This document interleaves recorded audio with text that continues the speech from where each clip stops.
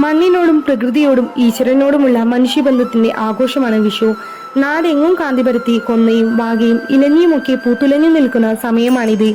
ചക്കയും മാങ്ങയും മറ്റു പഴവർഗ്ഗങ്ങളും പാകമാകുന്ന സമയവും ഇതുതന്നെ. അതുകൊണ്ട് മലയാളികൾക്കിത് വസന്തകാലം തന്നെയാണ് എന്ന് പറയാം.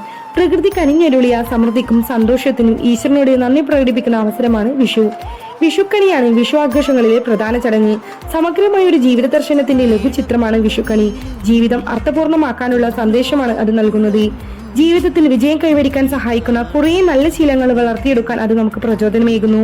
ഈശ്വര സ്മരണയോടെ, ഈശ്വര ആരാധനയോടെ ഓരോ ദിവസവും ആരംഭിക്കുക എന്നതാണ് വിഷുക്കണി നൽകുന്ന ഒരു പ്രധാന സന്ദേശം. ഉറക്കത്തിൽ നിന്നും ഉണരുമ്പോൾ നമ്മുടെ മനസ്സിൽ ആദ്യം വരുന്ന ചിന്തയ്ക്ക് വലിയ പ്രാധാന്യമാണുള്ളത്. ആ ചിന്ത നമ്മുടെ ഉപബോധ മനസ്സിലേക്ക് ആഴ്ന്നിറങ്ങും.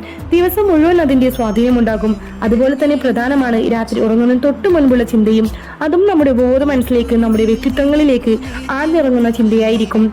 അതിനാൽ രാത്രി ഉറങ്ങാൻ പോകുന്നതിന് മുൻപും രാവിലെ ഉണർന്നതിനു ശേഷവും ഈശ്വരനെ സ്മരിക്കുന്നത് ഏറ്റവും നല്ല കാര്യമാണ്.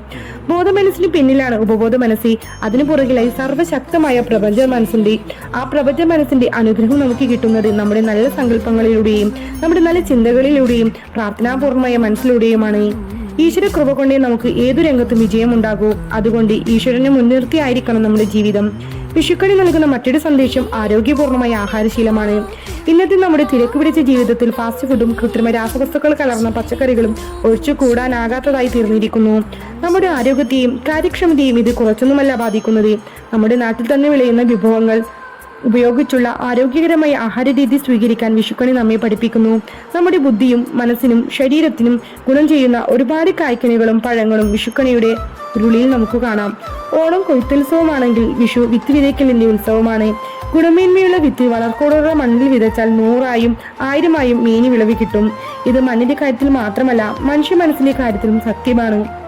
ബാല്യത്തിൽ കുഞ്ഞുങ്ങളുടെ മനസ്സിൽ ഉത്തമ മൂല്യങ്ങളുടെയും ഉത്തമ ശീലങ്ങളുടെയും വിത്ത് വിതച്ചാൽ ഉത്തമമായ ഒരു സമൂഹ സൃഷ്ടിക്ക് അത് കളമൊരുക്കും.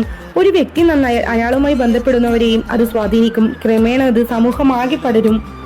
ആഘോഷങ്ങൾ സമ്മാനപ്പൊതികൾ പോലെയാണ്. പൊതി എത്ര കമനീയമാണെങ്കിലും അതിനേക്കാൾ പ്രധാനം അതിനുള്ളിലെ സമ്മാനമാണല്ലോ. അതുപോലെ വിഷു തുടങ്ങിയ ആഘോഷങ്ങളുമായി ബന്ധപ്പെട്ട ചടങ്ങുകളെക്കാളും ആഘോഷങ്ങളെക്കാളും ഏറെ പ്രാധാന്യം അവ നൽകുന്ന മൂല്യങ്ങളും ശീലങ്ങളും ജീവിതത്തിൽ പകർത്തുക എന്നതാണ്.